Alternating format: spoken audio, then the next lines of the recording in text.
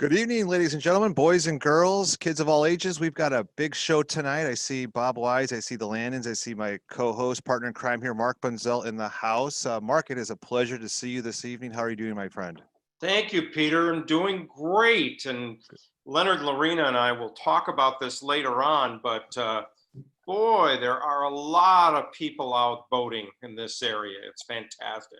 And we'll Excellent. fill everybody in later and talk about the different areas and what's going on. Thank you, Mark. Yeah, this is episode 12 for us. And if you go back in the Wayback Machine, I think we kicked this thing off with the hope to see how this went. We had a few episodes and it went quite well, and it's built. Each week, I feel like we get a little bit more competent, a little more proficient in Zoom, and we've got a big audience tonight. And for those who don't know, I'm Peter Schrappen, Northwest Marine Trade Association's Vice President and Director of Government Affairs. And we've got, we put on the Seattle Boat Show every year, and I get the good fortune of working with 725 member businesses on a whole host of different boating headaches and boating fun opportunities to get people out on the water to grow boating, which is what our mission is. And then Mark Bunzel is the publisher and editor of the Wagner Cruising Guide, which Thank you you, all Peter. hopefully have. Yeah, which hopefully you all have at home. And so yeah, my son, my 10-year-old son, Mark, was walking me down to the office today to get all lined up for the show. And he says to me, break a leg, Dad. No, seriously, break a leg. And I don't know if he really had the true sense of like, that actually means good luck, August. Not really. You don't really mean break a leg, do you? And I say that because I have a special guest in St. Louis watching tonight. My mom is dialed in tonight, watching us from the friendly confines of the home I grew up in. And hi, Mom. Hope you enjoy the show, at least while you're up for a few more minutes, at least. We'll make sure you look good, Peter. Thank you. I appreciate that. It takes a whole army, I know. So yeah, Mark, do you want to get right into the show? Yeah, those of you, we do have Bob Wise with us. I'll introduce him in a few moment from Arba. But right now, we'd like to jump into our update of what's going on in the area. And I was out a little bit in the San Juan Islands. I'll talk about that in a moment. And Leonard and Lorena, we've basically all been at the office trying to get some office work done and get things caught up. We're busy updating the 2021 Wagner Guide. It's hard to believe we're back in the process of updating it. I got a chance to spend a day out on, yes, thank you, Peter. We pay him well for that. Oh, you do? That's yes. To me. Yes. We'll give you a free copy this year. Anyway, I got a chance to spend a day out on Orcas Island. For me, it was easier to make the rounds all around the island by car. So I went out courtesy of the Washington State Ferry and then drove around the island. And it was very, very interesting. You know, a lot of people are out boating. And I started on the west end of the island out at West Beach Resort. Just this cute little resort. If you haven't been there, it's more of an RV park and a campground, kind of a summer camp for adults, although there's plenty of kids around. And they've got craft beer there. They've got ice cream, kayak rentals, and you can go, and even if you don't have your own crab trap, you can rent a crab trap from them, drop it, but you can use their mooring balls and pay, or you can stay on their dock if there's room. There's pump out. Just a great little place that not enough people visit, in my view. A lot of fun. I went from there to see my good friend, Mark Broman, the harbor master at Deer Harbor. And they're having a very busy summer, but they do have some room, good anchorage out in the bay. And as I told Lorena, our managing editor, when I got back, I said, my gosh, the Deer Harbor Inn has turned to barbecue. It used to be more of a white tablecloth restaurant, and now they're specializing in barbecue items for the summer. So that. Now, when you say barbecue, Mark, you talking grilling or are you talking barbecuing? I'm talking grilling, smoking, okay. Grilling. That's barbecuing. And, okay. Lip smacking good with a lot of napkins. Also, breakfast and dinner. Yeah, breakfast and dinner. Yeah. And then I visited. I didn't get a chance to test either place, but Island Pie is open at the Deer Harbor Marina. And it looks like their same menu with the squash pizza, which is one of their specialties, and serving out on the deck with craft beer also. And so Deer Harbor is just looking fantastic. I also made it over to Rosario, which we've talked about is now open. And while the restaurant in the mansion is not open, the Cascade Grill right above the marina is open. The pools are not open, unfortunately, but that didn't stop people from having fun and walking around and enjoying it. And I even took a little time to go up to the top of Mount Constitution and enjoy Nice. the view of the San Juan Islands. So just fantastic. And I think before the summer's over, I'm going to end up going back to Orcas Island and enjoy it a little bit. So Lorena, do you have anything else to add for the San Juan Islands? Not for the San Juans, but I have some notes and reminders for other areas in the Puget Sound. I can run down those quickly. Yeah, go for it. All right. Just keep in mind that you won't always find a full complement of mooring buoys due to lack of staff and maintenance during the COVID issue. And I'll run down those quickly. Cutts Island has 1 buoy instead of 7. They plan to replace 6 in 2021, so not this summer, but next summer. Penrose Point has 4 mooring buoys on the west side and 3 on the east side. Ptolemy State Park has 3 buoys instead of the regular 5. In North Puget Sound, Fort Flagler has 4 buoys instead of 6 right now. And a reader, someone we know, sent us a message indicating that one of those buoys is submerged at high tide, so it's best used for day use only. Fort Worden, actually, they have more than they normally have. They have 7 mooring buoys instead of the 5 they've had in the past. And San Juan Islands, Turn Island State Park has 3 buoys that are detached, and the park ranger tells us he has put an order in to have those reinstalled and repaired. Anchorages, of course, that's a great way for social distancing as well. And some of the places you might consider in South Sound, Oro Bay, Henderson Inlet, not to be confused with Henderson Bay, Eld Inlet, and in Central Sound, Dees Inlet, if you haven't been there, might be a new adventure. Quartermaster Harbor is another one. And then in Hood Canal, which is much less traveled, you'll find some nice anchorages there in the northern part.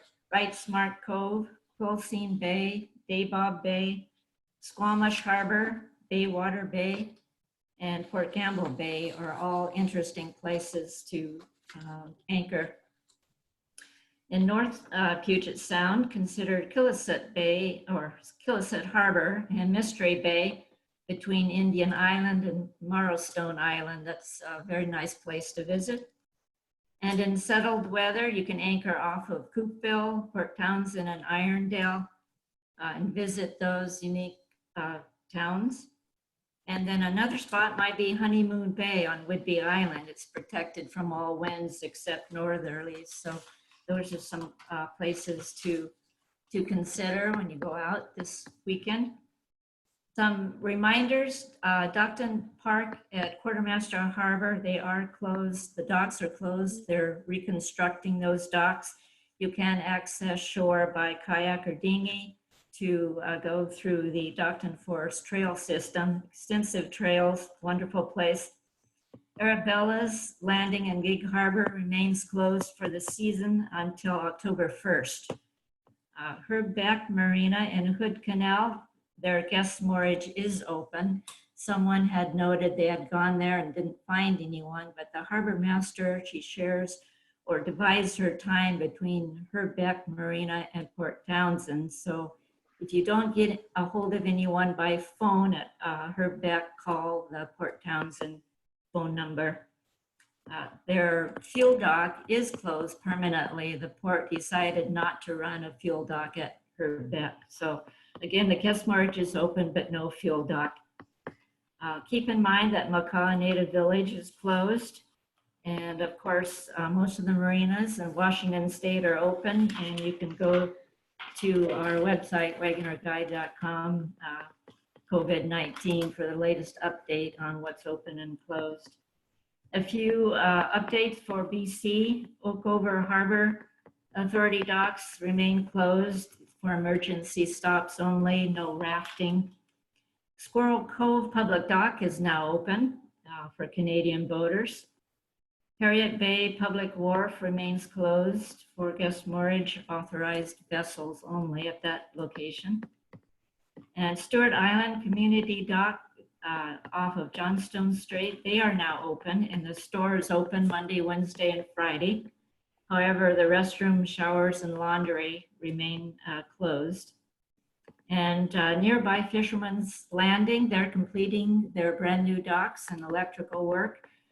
They will remain closed until 2020, and look forward to folks in the 2021 season. Keep in mind that native villages in BC like New Vancouver, Bella Bella, Hartley Bay, Klemtu, and Haida are all closed, and Ocean Falls remains closed. So that's the rundown there. We did hear from our Wagoner Guide field correspondent in BC, and she indicates that Desolation Sound has not been crowded this year, so BC boaters may want to enjoy those beautiful anchorages they have available to them this year. As we've been out boating, we've heard a lot of chatter on the radio about people complaining about boat wakes, and it's been, yes, very busy out there. We need to remind ourselves to slow down and not pass other boats so close, and just be mindful of the wake that we're putting out. And Leonard has some ideas of how we might handle the situation in a more professional manner rather than getting mad on the radio. So well, we had an email, and part of it was the VHF 16 radio chatter that was on. This happened about a week ago. We were transiting right behind Mark Bunzel, who was headed up north across the Strait of Juan de Fuca. We were right behind them, and we heard a number of calls that with boat wakes. One of them was actually the passenger ferry that comes out of Port Townsend, heads up to Friday Harbor, and they were rocked around pretty good by a pretty good sized wake. So it's just a reminder that wake is a 4-letter word, and sometimes that word is followed up with some other 4-letter words on the VHF radio, which probably isn't the best way to do that. We recommend that help other boaters out there. If there really is a dangerous wake being produced by some boat, then get on the radio and let other people know on low power, so that you're only talking to the boats around you. Let them know your vicinity. Let them know that there's a dangerous wake or a potentially dangerous wake that's coming about. Let other people know about it so they can at least be prepared, and hopefully the person that's producing it will slow down a little bit. And that's our recommendation: slow down.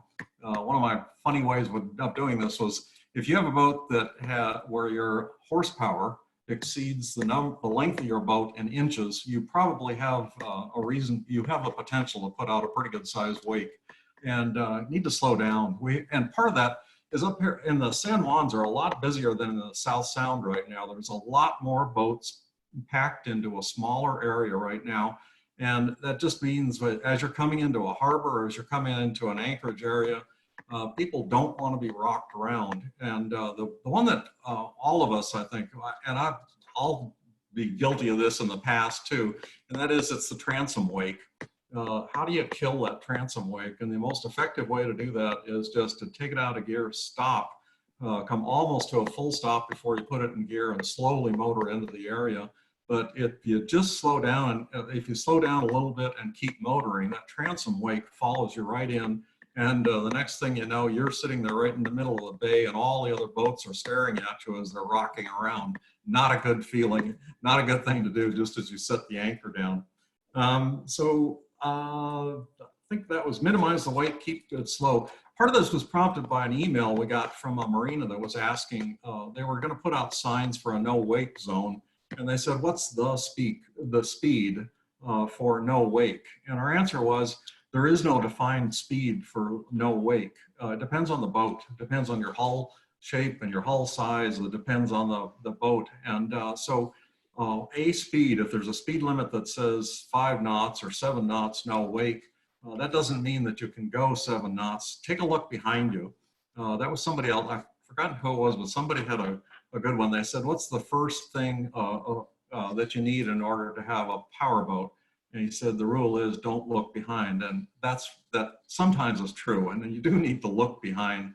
So take a look back, see what kind of wake you're producing, and minimize that wake. It's not what people want to see. Yeah, Reminder up in the San Juans also that speed limits. There's a speed limit in Mosquito Pass. There's Pole Pass and Fisherman Bay Channel. And these are all designated speed limits that are enforced by the county sheriff or other authorities. So we need to slow down in those areas.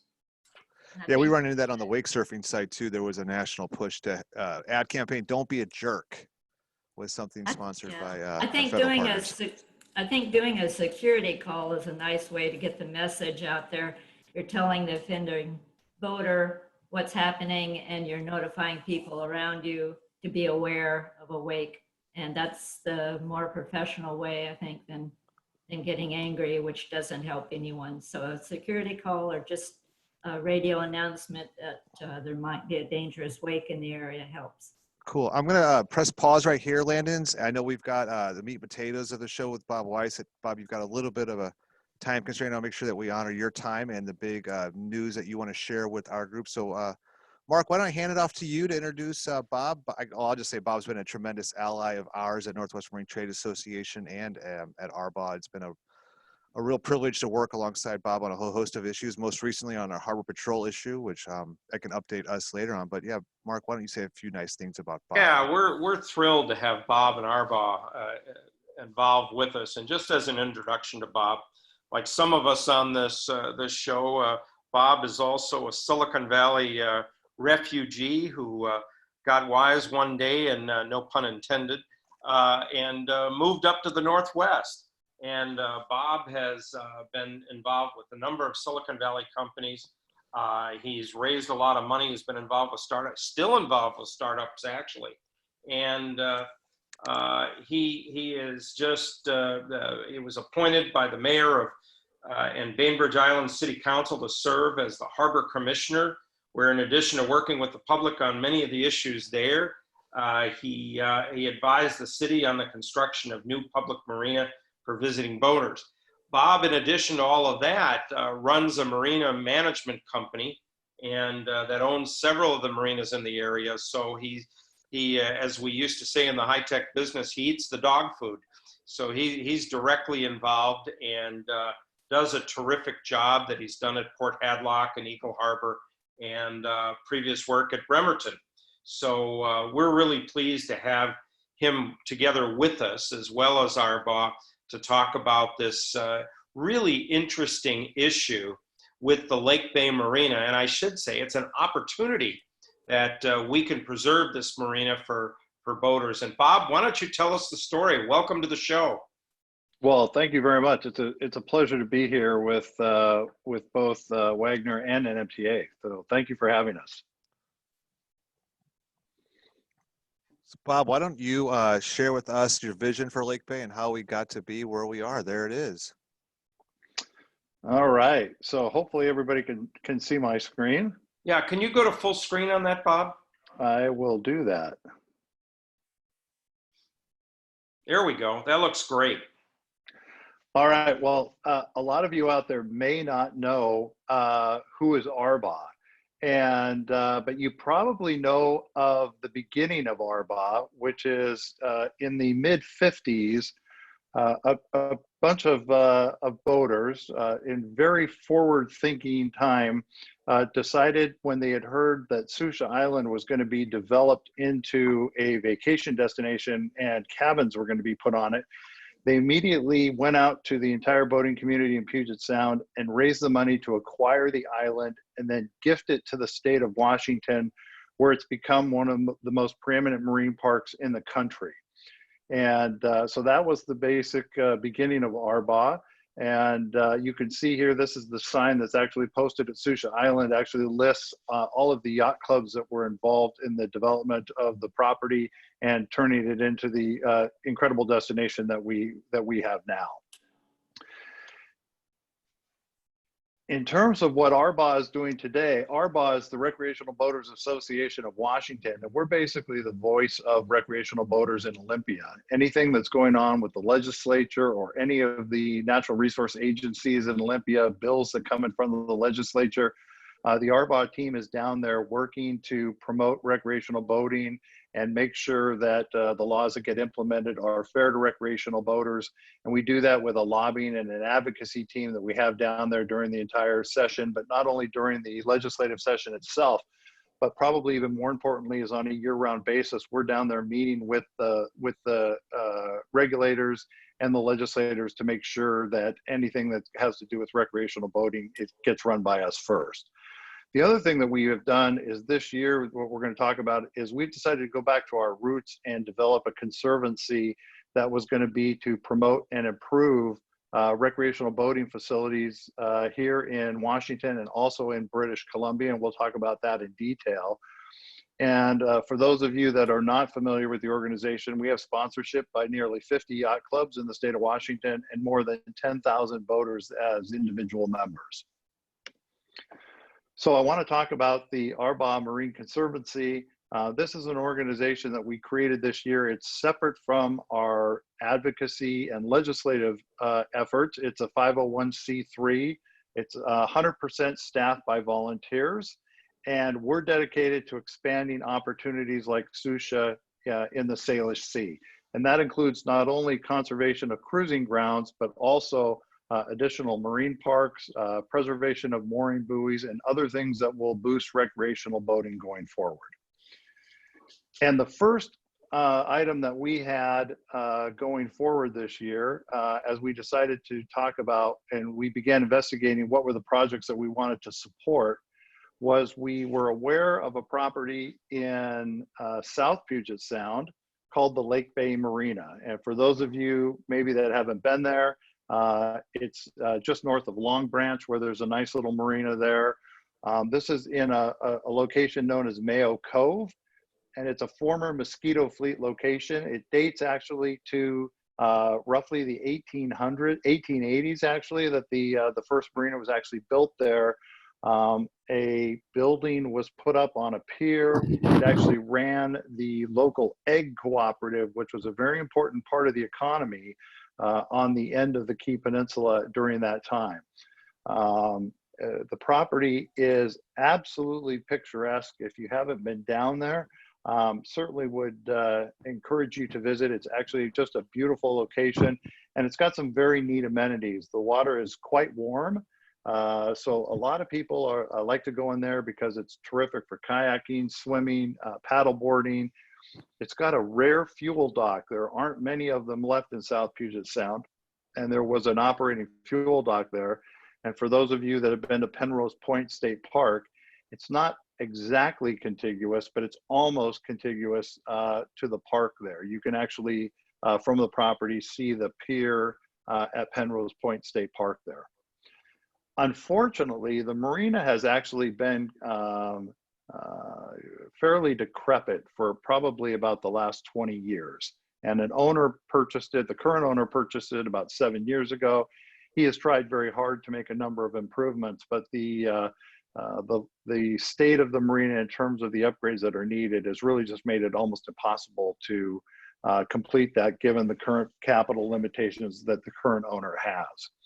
And so we have been very interested in and we were very interested in the property, started talking to the owner about what we could do to kind of help him realize his vision, get this property into a permanent set of permanent conservancy where we could continue to improve it, make it available for recreational boaters going forward. We were particularly concerned because, you know, you could see a property like this being scooped up by a private owner and the public access to this area going away completely. And that would just be a shame, particularly in these COVID times. We need more opportunities, marinas to go to, places to have our rendezvous. And if we were to lose this property, we just thought it was going to be an incredible shame. And while we certainly love Susha and it's a fantastic place to go, it's quite a journey to get up there, whether you're in a powerboat or a sailboat. And this particular property, being so close to Seattle and Tacoma, really is a very unique experience. So we think that this is an absolutely unrivaled opportunity, and we've been working very hard in order to get the marina into a place where we could take it over and turn it into a property very similar to Susha, or also very similar to what you actually see at Blake Island, because we consider this a property that could be operated very similar to Blake Island. If you were to look at the property from the air, this is kind of how it's particularly laid out. There's a number of parcels down on the waterfront area. There's actually 5 waterfront parcels that incorporate the area that you see down by the marina. It's about 600 feet of shoreline, so there's a great bit of shoreline there, and private tidelands that are available for purchase. And you can see also that there's a larger site, roughly 14 acres, and we see that as very important for the future development of the property going forward, for things we'll talk about in a minute, but particularly for things like a septic system and drain field, which doesn't exist in the property now. And you can see here where it's very close to the current amenities over at the, that's a typo, it shouldn't say the Kitsap County Key Peninsula Dock, it's actually Jefferson County dock. But a lot of people tell us it's very difficult to get into that dock. The water's pretty shallow there. It's difficult to access the pump out. And by having the docks over at the Lakebay Marina, it'd be a great opportunity and place for our yacht clubs to go in terms of holding rendezvous. So I want to talk just a bit about some of the improvements that we see envisioned for this particular property. On the shore side, there's a number of dilapidated buildings that we're looking to remove and replace. We would love to have an outdoor pavilion building. The interesting thing about Lake Bay is it's not just a boating destination, it's actually a community destination. It's a big part of the Key Peninsula's community. People gather there a lot, and so it brings people that just want access to the water, and also a great place for boaters.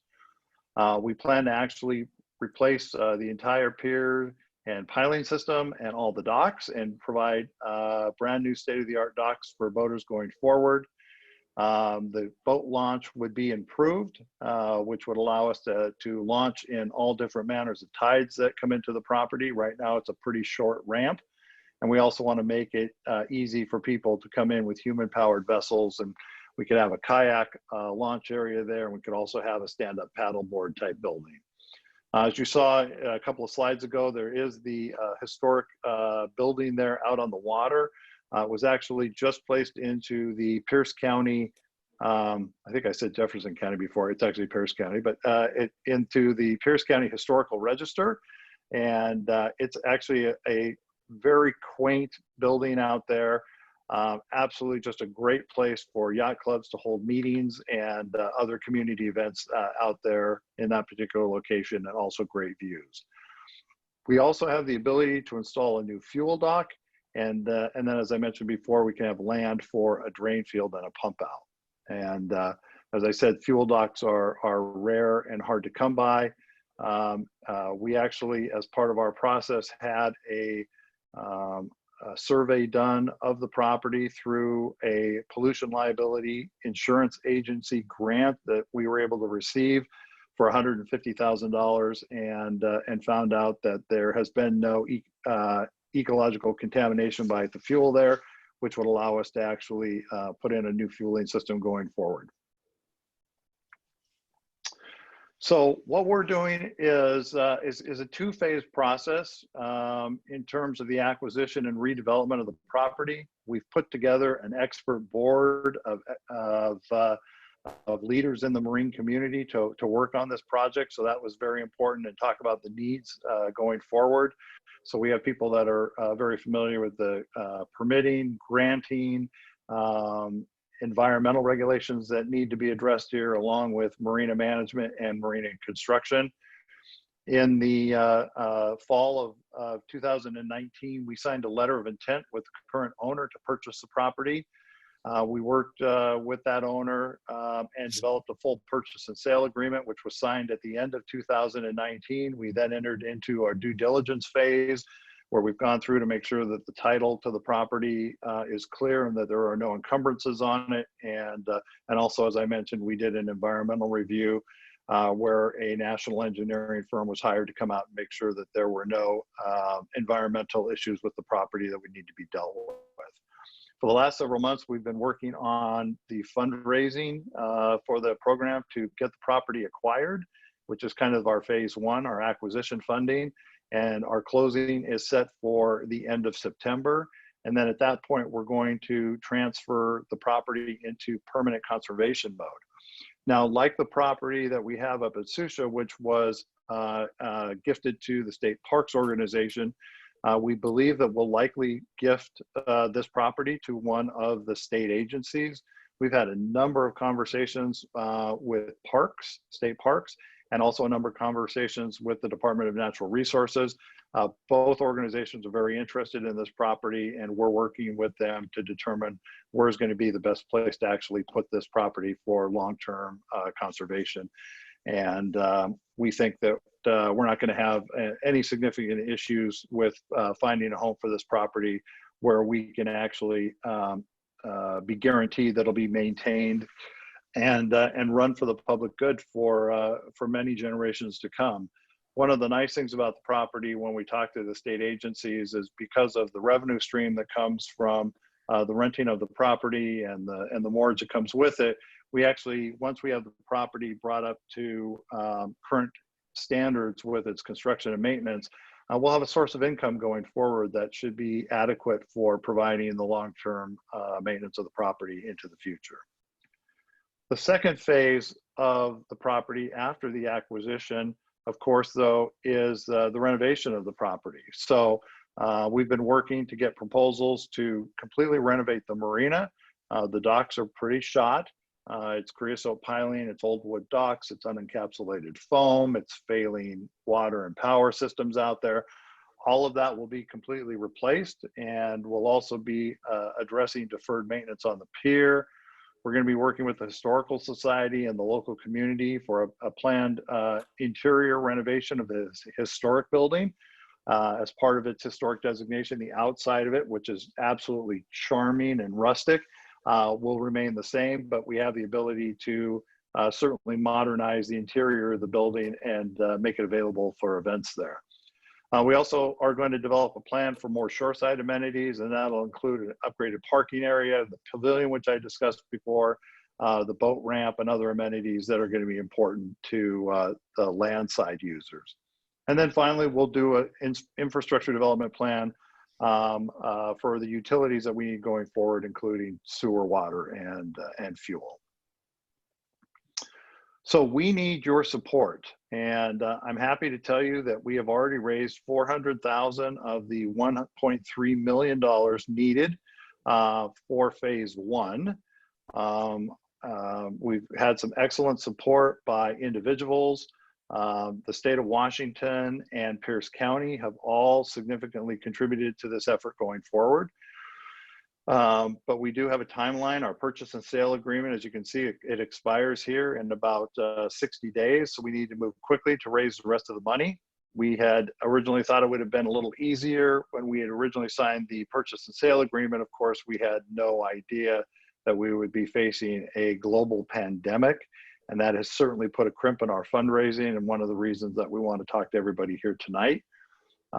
The Arbaugh Marine Parks Conservancy is a registered 501c3, so depending on your tax situation, any monies that you contribute may be tax deductible.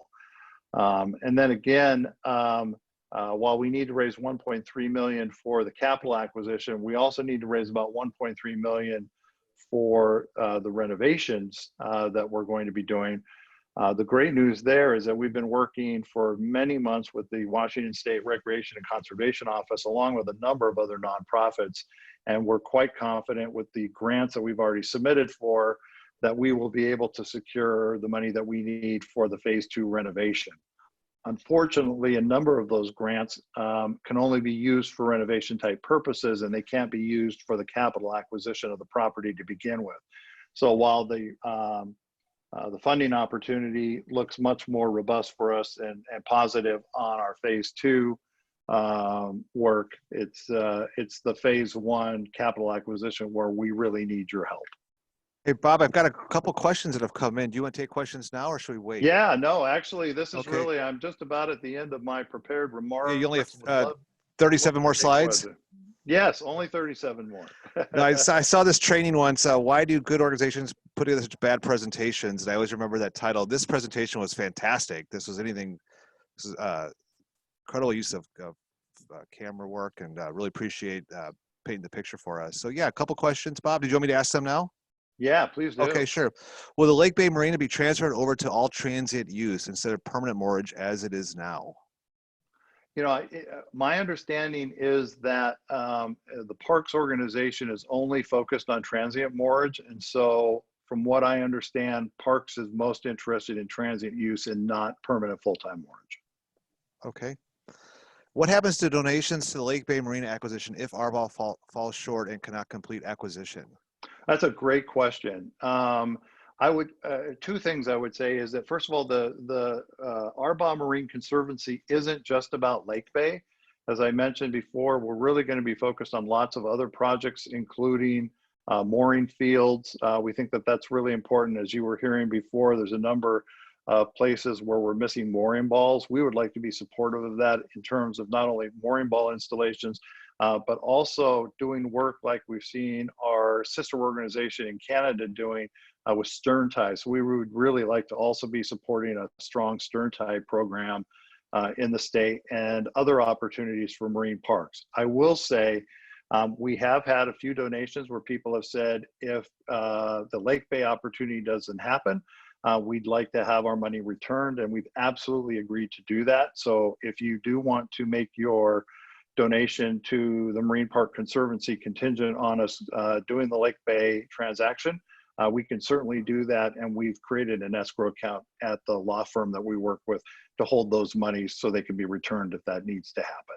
But we would also encourage you to consider leaving it for other projects. Diane Lander, our friend Diane, asking, how can we raise $900,000 by the end of September? Well, Diane, that's a conversation we want to have with you and the other 99 people on tonight's webinar. So we have a number of giving opportunities available that we want to talk to you about tonight. So we are looking for both small and large contributions. We know that the boating community has the capability to raise this kind of money. If you look at the amount of money that was raised for Susha Island in today's dollars, the Susha purchase is very similar to what we're asking for tonight. So we know it can be done. We're going to be installing a huge board, a donor board at the marina entrance as soon as we take over the property. And we'd like to offer people the ability to recognize their donations. So you can see here, we have a number of sponsorship levels where you can have a plaque with your name on it for recognition of the work you've done or in supporting the marina. We also have the ability for you to name a slip. So instead of it being slip A1 or Bravo 16, it can be the Peter Schrappen slip. Oh, shucks. Or the Mark Bunzel slip. Yeah, or the Peter the Mark Northwest slip. Marine Trade Association or Fishery Supplies or any number of people. Diane Lander. And there you go. And that'll put you back $10,000. And then I think one of the most exciting things that we're talking about doing is we have the ability to rename the marina, and we're offering for that family that wants to create a legacy of public access to the water and boating, which is so important to all of us, to actually name the marina after their family. And for that, we are asking for a donation of $500,000. Cool. So that's a big ask. Yeah. But I know there's at least 10 or 15 people on this call that are probably capable of making that kind of a contribution. And we have any number of ways tonight in which you can help do that. We have the website, which you see the link there, the Arbaugh Marine Parks Conservancy.org site, where you can go there and you can actually make a contribution directly on your credit card. If you can't remember that very long, I'll put that in the chat. URL actually, web why don't link, I that would put be that? great. Yeah. You can also get to it through arbaugh.org, which you can link to the website for us. You can call us tonight. One of our officers and board members, Mr. Steve Finney, is on standby tonight, and he's willing to talk to anybody that wants to make a contribution. Can call that number right now, and Steve will be happy to talk to you. And he is just a great guy to talk to anyway. So even if you don't want to make a contribution, give Steve a call. You can email us if you want further information. And then, of course, on tonight's Zoom chat, you can tell us that you want us to contact you, and we will definitely do that too. I'll throw in also on behalf of the Wagner Cruising Guide that everybody who donates over $100, up to the first 50 people over $100 will set you up for a 2021 Wagner Cruising Guide. So just a little thing, a little recognition, just a little thing that we can add to that. So if you make your donation tonight and it's over $100, we'll get a brand new Wagner Guide in your hands. And we really thank you for doing something like that. A couple more questions here. Mark, that's incredibly generous of you. So thank you very much. Well, I'll go one step further, Bob, to show good. Peter, should I donate for the two of us? Oh, no? Do it for me. Do it for the kids. On behalf of the Wagner Cruising Guide, we'll do a match, $500. If Diane or somebody else in the audience tonight pledges $500, we'll match that with $500. That puts $1,000 towards this, and we think this is just a fantastic cause. The one thing Leonard, Lorena, and I see when we're running around, especially this summer, is the marinas are super crowded. We need more marina space, and this is one small effort to increase that. We're looking to put our money where our mouth is at the Wagner Guide, and to actually do more for more moorage. And the Lakebay Marina is a perfect immediate example, and we're willing and ready to throw some money in here. Thank you, Mark. Anybody else who wants to put up $500 and join us, it becomes $1,000. And let us jump in there, and we're going to make the same offer, $500. We'll match donations. So same thing here. We echo all the comments that Mark has about we need more places, and this is a once-in-a-lifetime opportunity. And Diane's jumped in here. So exciting. What a great opportunity. This property must not be lost. I will donate tonight. Thank you, Diane. Bob, a couple more questions. I know you got to run, but can a donation be a pledge over a period of time or all immediate cash?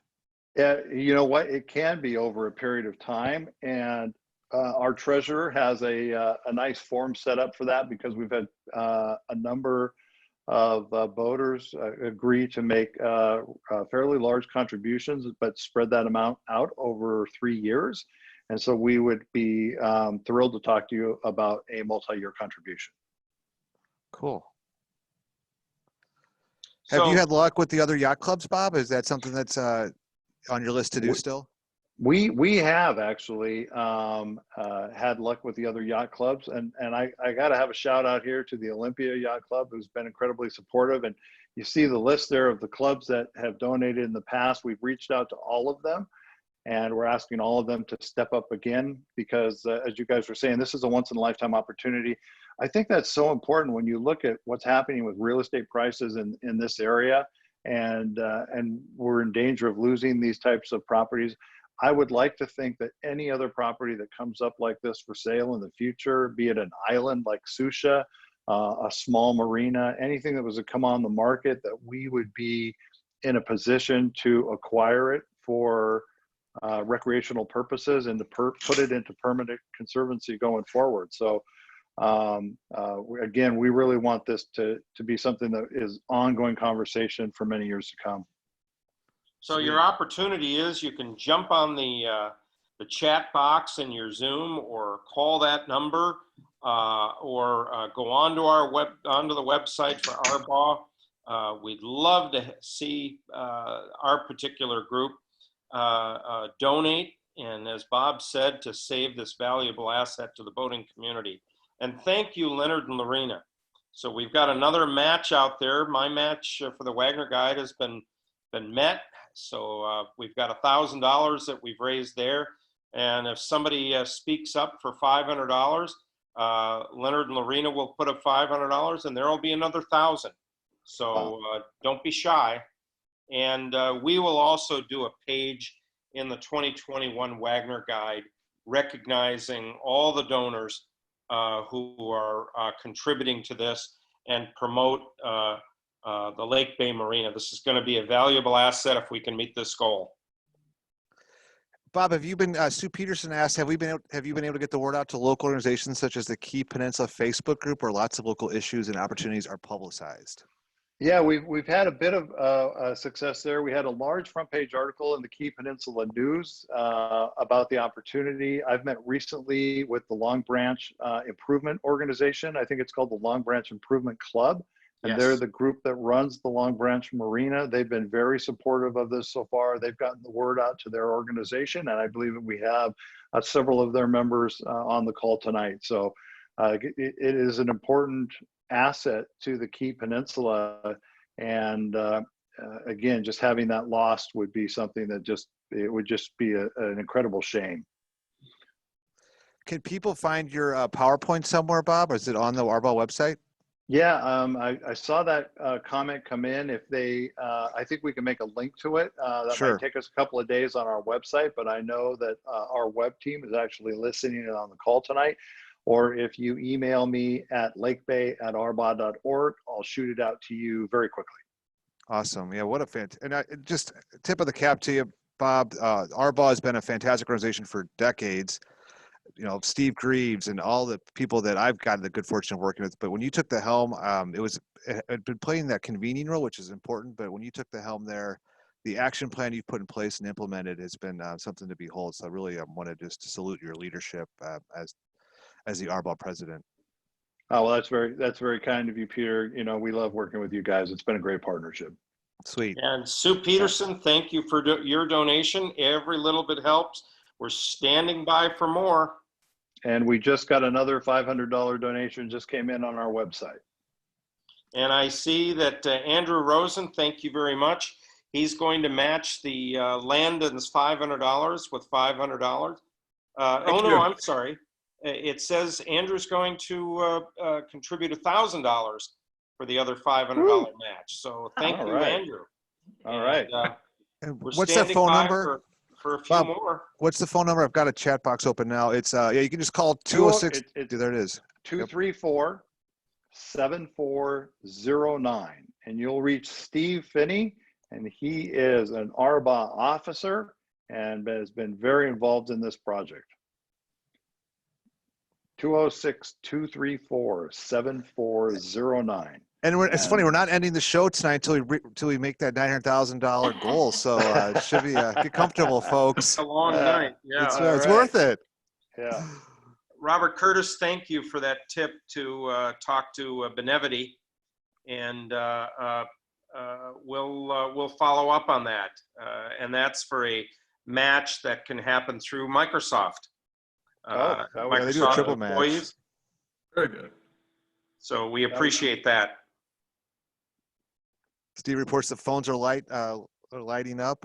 Is Arbaugh also contacting the Power Squadrons? Denise Furman wants to know. The Power Squadron, I don't believe we have been in touch with. So that's probably a missed opportunity on our part. We'll get right on that one. Thank you. Yeah, this is one of those deals where it's imperative for the 100+ people on the listening in, probably 200 people at this point, when you think about the households, to share with their friends and family. That's the power of the network. That's exactly right. You know, I'm always amazed at what a small community the boating community is, and it's a very generous organization. And I know every time I talk to people about Susha Island, they go, "Oh wow, you guys did that? That's Susha Island. We just thought it was a state park." And you know, sometimes, particularly in times like this, when the parks organizations have had a lot of their funding cut, and it appeared that we were coming out of this, and now with COVID, I think that we're going to have some impacts to those state organizations again. It's really important for the community to step up and save a property like this. And when you're talking about 600 feet of Puget Sound waterfront and about 15 acres of land, $1 million+ for that doesn't really seem like a lot when that's the price darn near of an entry-level condo in downtown Seattle. It's a night out for And Bunzel. Yeah. Well, I think and just the I fact think that we're, it's- go ahead, I think it's Lorena. great that we can make history like the voters in the 50s with Susha. We have the opportunity to say we voters of in 2020 can make now history and be a part of that. Exactly, and just the fact That that we is are going to absolutely right. need more mortgage. I was on a call this week. Over 44,000 new voters have joined the ranks this year alone, especially after COVID, and it's just booming right now. The sales are up 59%. There's a trade-only article I'll put in the chat box that showcases just how hot boating is right now with registrations and sales. You talk to dealers, they'll echo that sentiment. So yeah, now is the time to protect this in perpetuity. Well, and any of you out this summer boating, take a trip down there and take a trip down to the South Sound. Leonard Lorena and I were down there separately a couple weeks ago. We stopped at the Lakebay Marina. The Lakebay Marina is a jewel in the rough right now. Don't be intimidated by when you see it. It needs our help, but it is a jewel in the rough. It's not an environmental disaster, thanks to ARBA already investing in the studies and so forth for that. So you can just imagine when you walk down that deck there, picnic tables with umbrellas and people just enjoying it. And the plan is to continue, hopefully, to have food service there with an operator. So right now, the existing owner has fantastic hamburgers and breakfast, and that tradition will most likely continue, although those plans are not locked in yet. But you get a vision for what this actually can be like, and we need more places like this. It's quaint, it's got incredible potential, and we're asking you to be generous tonight and reach into your pocket for a tax-deductible donation. So I have a feeling Steve will be there as long as it takes, knowing Steve, and he has blessed with the gift of gab. So even if you need a friend right now, reach out to Steve and say hi. Bob, I know you've got a scoot. We'll keep working this, and I really appreciate your time and vision. Well, I appreciate that, and thank you for the time. And you're right. If you don't get through to Steve, leave him a voicemail. He will definitely call you back. And I'll just say, when you look at that marina down there, there's going to be 35 brand new, beautiful slips. What an incredible place for your club and your organization to go and have a rendezvous. That's just going to be a marina that's just going to be utilized extensively by the Puget Sound boaters.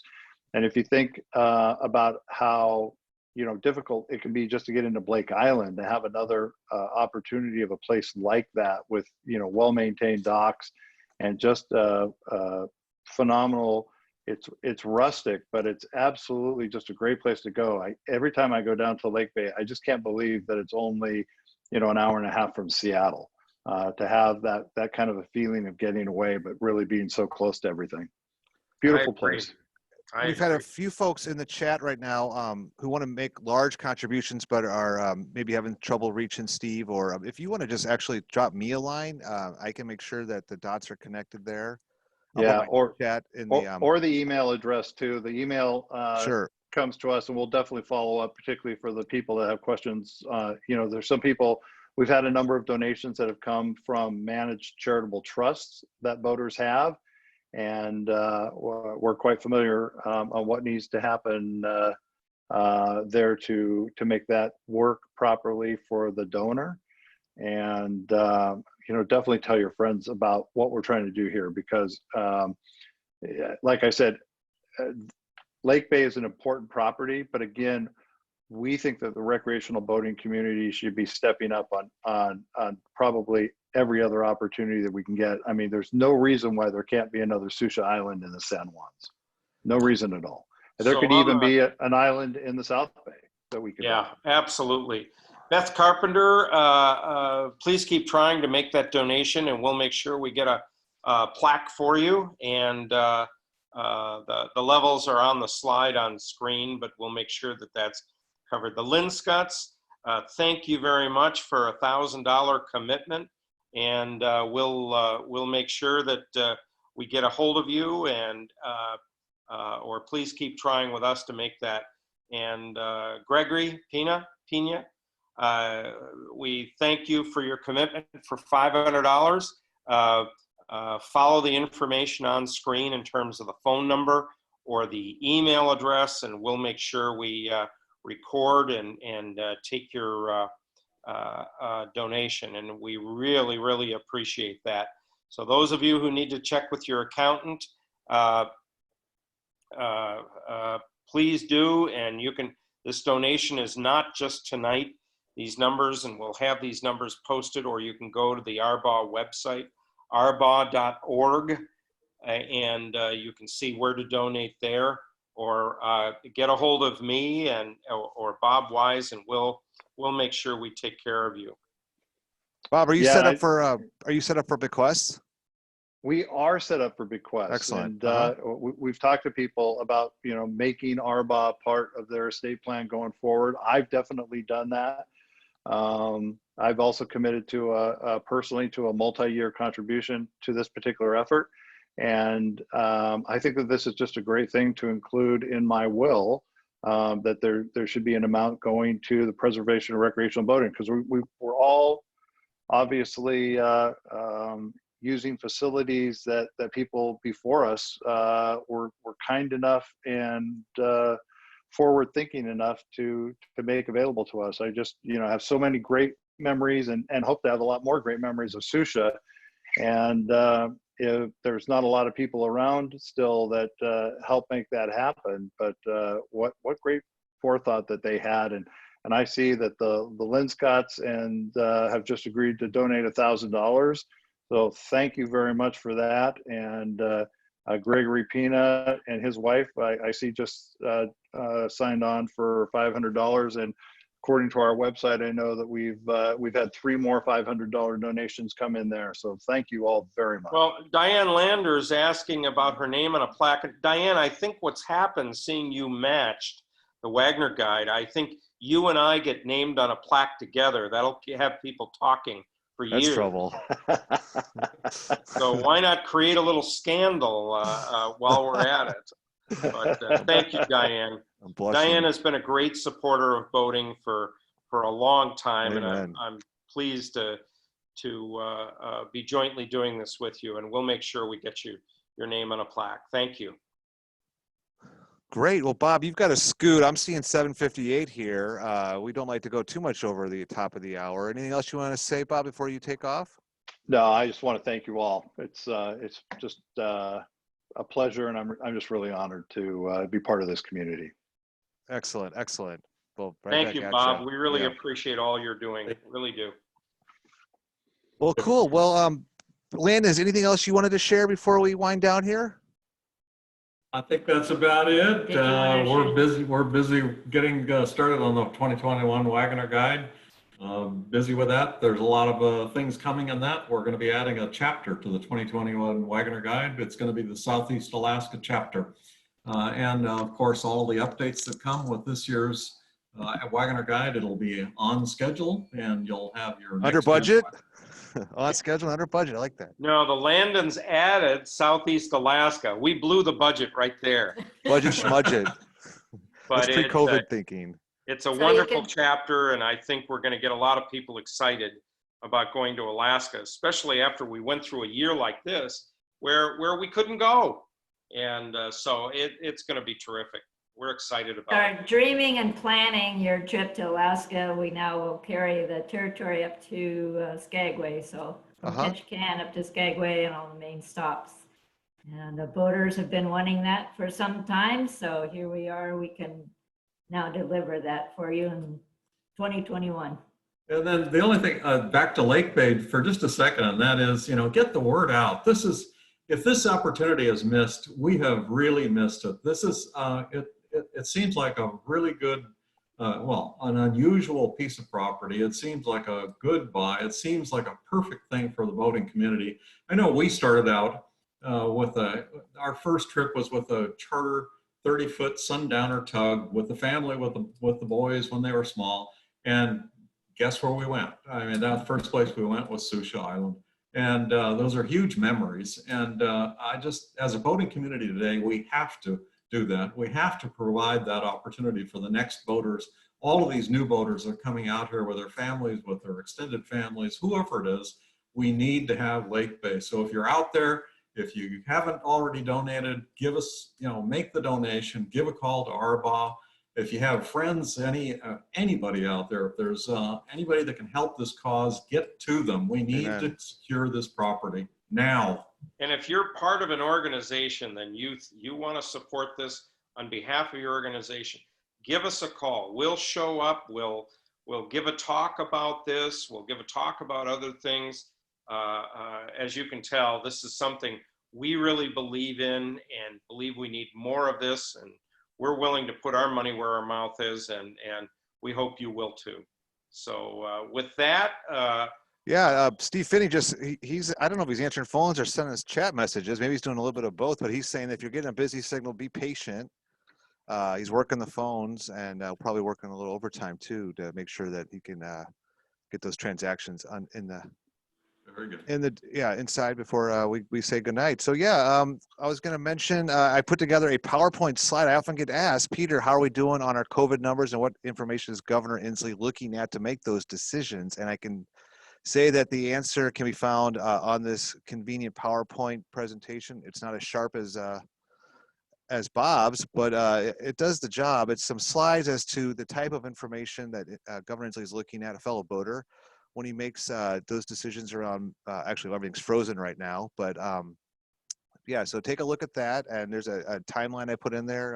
It's hard to believe that the first COVID case was January 21st, the first reported case in Washington State. How far we've come and what a crazy world that we find ourselves in. Mark, what's on tap up for next week's show? Oh, we've got a really exciting topic that hits many of us. And that's, we've gotten some questions about what is the role of what I'll call the co-captain, sometimes called the first mate. And somebody said, hey, can you create a new book for the first mate of how you can be a good first mate on a boat? And this is not gender specific. First mate does not mean female. You could be first mate on your buddy's boat. There's things that you can do that are right or wrong. There are faux pas you don't want to make. But there's a lot of good things you can do. So next week, we're going to have a couple of people on the call who are going to talk about some of their funny experiences about becoming a good first mate, including Leonard and Lorena, who have been cruising for I don't know how many years, Mexico, multiple trips to Alaska, an aborted attempt to cross the Gulf of Alaska. They'll tell us about that and some of the great experiences they've had working together as partners and team, and how you can make all of that dynamic work. So we've got Linda Lewis lined up. Sean and Corrine are going to be on. Linda Lewis has an interesting thing that she's done with her husband, Dave Parker, where they switch off every year. So Dave's got the odd years and Linda's got the even years, and that's who's captain and who's first mate. So it's not gender specific. So we hope you'll join us next week, next Thursday night, 7 to 8 p.m. And we're going to have a lot of fun. Excellent, excellent. I want to thank Katie McPhail, who's twisting the dials in the back of the house tonight. She was exceptionally busy helping Steve Finney and getting us all up to speed and trained up on Zoom. So thanks, Katie. I don't know if I always say thanks enough to her, but she makes us look good. And so episode 12, Mark, you think you are a smart one tonight. Who hosted Saturday Night Live's episode 12? Episode 12. Yeah, who would that have been? Now I'm forgetting. I did look it up. Oh, ouch. This is embarrassing. It wasn't Dick Cavett. It was Dick Cavett. Good guess. So, and I have the distinction of directing Dick Cavett for a video for an inspiration one. Leonard and Lorena laugh because these little tidbits come up, but I actually worked with Dick and could tell you some funny stories about working with Dick Cavett. Nice. Anyway, but yeah, it was Dick Cavett. I don't think it was one of their best shows, but Did you watch it when it was on? Jill Clayburgh, she's coming up in the rundown, I think, in 2 more season 1s of Saturday Night Live. Don't ruin that. You're stealing my thunder. I have a very small thunder to be shared. Did you watch that Dick Cavett show when it was on originally in '75? Yeah, I was a little tight. Well, I wasn't that young then, but yeah. Yeah, it was on, huh? Yeah, Well, he I has a unique style, and that was one of the things I talked to him. He didn't realize he has a unique style. I said, Dick, come on. Anyway. Oh, wow. Well, I listened to a podcast recently on Dick Cavett. I thought it was exceptional. It's with New York Times bestseller Malcolm Gladwell, who is very household name. So I'm going to put that in the chat if you want to hear a fun podcast with Dick Cavett, going back in history a little bit. And then the musical guest is Jimmy Cliff, famous reggae artist. So yes. There you go. All right. Well, at that, I'm going to say goodnight to you all. All right, everybody. Have a safe week. We'll see you next Thursday. All right. Good night. Good night.